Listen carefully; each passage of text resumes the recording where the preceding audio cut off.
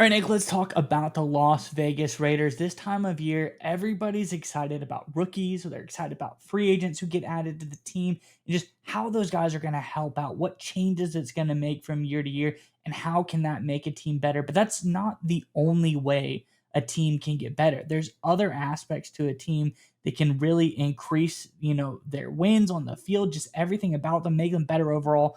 And the Raiders and Pete Carroll have done just that. I think this is a really interesting article here. We'll get into all of that in just a second. But first, I'm Andrew. That's Nick. And this is Saturday Morning Inspection. All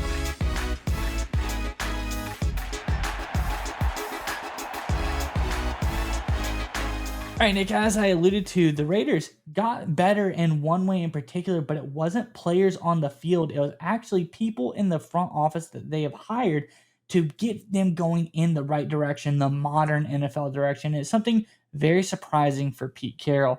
Let's get into the article and we talk more about this on the other side. This is over from The Athletic.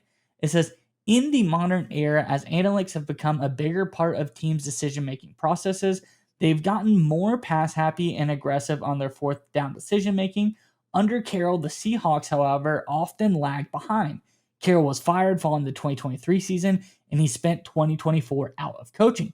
And while his status as the oldest coach in the NFL history, 74, might suggest he'd be set in his ways, he changed his tune on analytics after he was hired at the Las Vegas Raiders coach early this offseason. He says, there's a pattern to the game that I began to see differently, Carroll said back in February.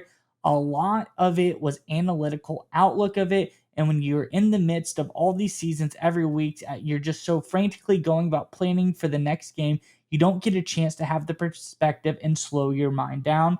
A la the introduction of more analytics kind of helps analyze and slow down the game in that aspect.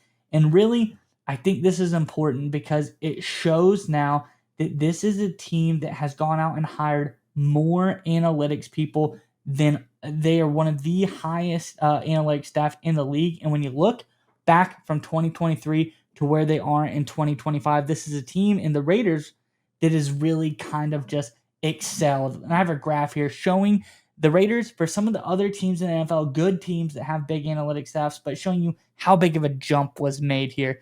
So let's look. We've got the Eagles, the Ravens, the Bills, the Cowboys, and the Raiders at the end. And we're looking from 2023 because that was back when the data I could got was. Then 2025. Where are those teams from there to now? 2023, Eagles had 5 guys on staff. Now they have 6. The Ravens, 2023, 6, still have 6. The Bills, 6 to 7. The Cowboys, 6 to 6. All very similar, or at least not that big of a jump. One hiring in particular. You look at the Raiders, though. They had 4 guys in 2023. Now they're up into the tops of the league. They have 7 people on staff in 2025, an almost 40+% increase. This is a team doing some really, really hard analytical work, getting this department back up to snuff. And it's something I think is surprising a lot of people as far as Pete Carroll, a guy that was staunchly against analytics at one point, more of a feels coach, more of a, he's the oldest coach in NFL history. Obviously, he's got a lot of experience. That's what he relied on. But now this is a team that seems like they're heavily relying on analytics. And when you look at this graph about teams that have the biggest analytics department in the NFL, I think the Raiders are in some really good company. Obviously, the Eagles, they just won the Super Bowl. They have a big analytics department. The Ravens, consistently contenders. They're doing really, really well. The Bills, Josh Allen just won MVP. Another team tied with the Raiders for the biggest analytics department, doing really, really great. And then the Cowboys, they've been up and down. There's a lot of injuries involved here, but I think it's a team that, especially now this offseason, we've seen they are very, very different, and they're doing a lot of really smart stuff. So teams that focus on the analytics and analytics department are good teams, and now we're seeing the Raiders have finally joined those ranks. They've been able to jump up there with the big dogs and say, hey, we're going all in on analytics, and I think it's going to drastically help their season this year. Curious what your thoughts are on all of this, Nick, but before we get to you Raiders fans, in the comment section below, I'm curious what your thoughts are on analytics. Generally, I'd say our demographic is a little bit of an older crowd, so I'm curious, what do you think about analytics? Do you think it's hoopla? Do you think it's, foo, you don't want to hear about it? or is this something that you believe in, you think can make a team better? Were you more of a experience feels type of guy, or are you a guy that leans in on analytics, or girl? I will not discriminate, but let us know what your thoughts are on all of this in the comment section below. But nonetheless, Nick, what are your thoughts on this latest out of Las Vegas? So I think it's really important to understand anytime you go through a major cultural shift and anytime you bring in a new head coach, new GM, and just try and change anything at the top of the organization, a lot of times when it fails is because there wasn't additional changes in the middle of the organization. Anyone who's worked in corporate America understands that there's going to be changes at the top, new executives coming in, old executives coming out, but nothing ever really changes if the middle layer doesn't get changed. I know I've personally worked for organizations where big executives, presidents, VP level guys were brought into the fold to enact significant change to change the direction of the business, but they didn't make changes at the middle management level. They didn't change hiring practices or anything like that. They didn't change any of their staffing strategies.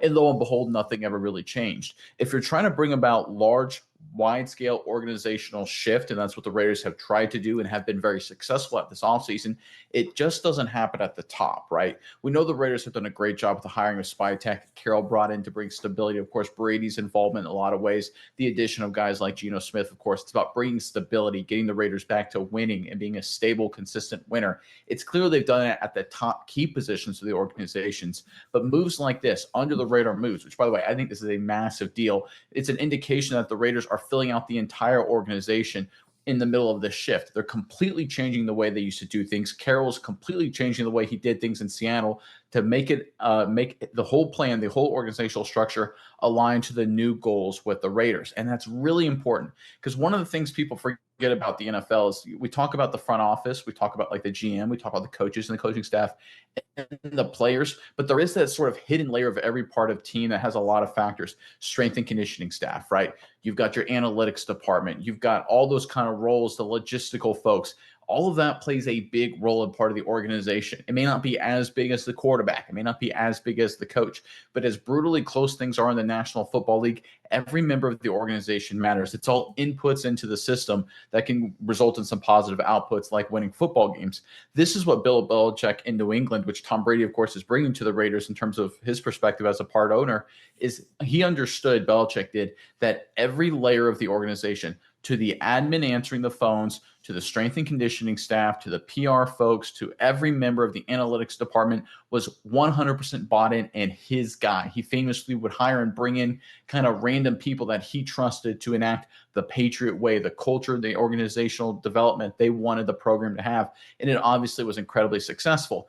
That's what the Raiders are trying to do here, right? We talked about the moves in terms of stability, what they've done at the key positions, but they're also bringing about wholesale scale change throughout the entire franchise. It's hard to do. Most franchises can't. This is why when you see teams change their head coach and change their GM, they keep on losing. You see this with Cleveland. You see this with the Jets. You saw this with Washington for many, many, many years, where all they do is they bring about, hey, we're going to bring in a new head coach. We're going to draft a new quarterback. We're going to change your GM. But they don't get rid of the middle layer. They don't get rid of they don't change the analytics staff. They don't change strength and conditioning. They don't change key layers of the organization. They just keep regurgitating the same guys that are a key part of the franchise, and the results are still the same. You got to be willing to enact wholesale change top to bottom in the organization if you want to put the team in a new direction. That's what the Raiders have done. They've done it at the top, and moves like this, I think, will help them advocate their change at the bottom of the organization. And I think this is exactly what Raiders fans should be really excited about as we get closer to the regular season and we wonder what's going to happen with this new Raiders team.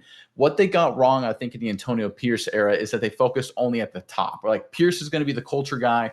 We'll let him change the locker room, and it'll result to wins. And I think it changed the players and it changed the culture and the coaching staff, but it wasn't a wholesale change in the entire team, every employee, every member of the organization. What the Raiders have done in this new iteration, Brady, Spytek, Carroll, is it's a top to bottom, completely reimagining. And I think this is a key factor to the Raiders and their rebuild. And I think this is one of the many reasons why the Raiders are going to be a lot better than people think going forward. Now, do I think they're going to win 14 games? No. Do I think that they're going to win the Super Bowl? No. I mean, as much as I'm rooting for them to do well, the reality is I just don't think they have the talent there. And they're in a very tough AFC, a tough division, a lot of good football teams, a lot of good quality quarterbacks in the AFC West. Now, 4 really good ones, if we're being totally honest. But I think what the Raiders are doing for the first time in a long time is enacting whole scale franchise change that if they land it and do a good job, which based on the leadership they have, seems like they will do a good job, this will be a completely new Raiders team and we'll finally get off the schneid of a lot of losing that we've seen over the past 2 decades. Yeah, Nick, and there's a couple more comments I want to cover here that kind of I think goes full circle and pulls everything back in. And it's talking about, Thews, who's the head guy in the analytics department, and Pete Carroll and their relationship and how things are going. And I want to cover this first part right here on Pete Carroll's receptiveness to the analytics. Just truthfully, like, how is he doing? He's totally receptive. Thews says last month about Carroll's willingness to integrate analytics. He challenges us constantly to come up with new ways to challenge his way of thinking. We're trying to organize data in ways that support his decision making process. So I love that Pete Carroll's saying, hey, I may be old school, but go out and change my mind. I'm open. I want you to show me how you can change my mind. Then you get to Carroll again, the middle part of this. He says, I'm excited to convey those things. I want to take a different look. I have a really strong philosophy about how we do things and why we do what we do. But yet, if you're competing, you have to be dynamic enough to continue to grow, change, and expand. So I think that sounds really good. But finally, I think this brings it all home here. And I thought this part was very interesting as well. And when you look at what Thews comes out and says here, he says, there's a bunch of different ways you can use numbers, but at the end of the day, the old school way, you still have to rely on feelings. You still have to rely on scouts. So it seems like a great blend of an analytics department who understands Carroll's way of thinking. It's not just numbers, guys. It's not just guys up in there, crunching numbers saying this is what the data shows. These are analytics guys that are fully capable of saying, hey, there is some value to this old school way of doing things. And then Carroll saying, hey, I'm really stuck in my ways. I understand what's going on, but I'm willing to change. Go ahead and change my mind. Show me how the analytics can do that. So I think that's why it's working, because they have now comprised this staff. Like you said, you can start at the top. You can make a change with guys like Spytek and Carroll, but you have to make the change in the middle. And if they just kept it status quo, I don't think they would have had an analytics department that's as cohesive and really on the same page as Pete Carroll, willing to accept that there's some merit to the way that he does things, but also allowing him to accept the way that they do things as well.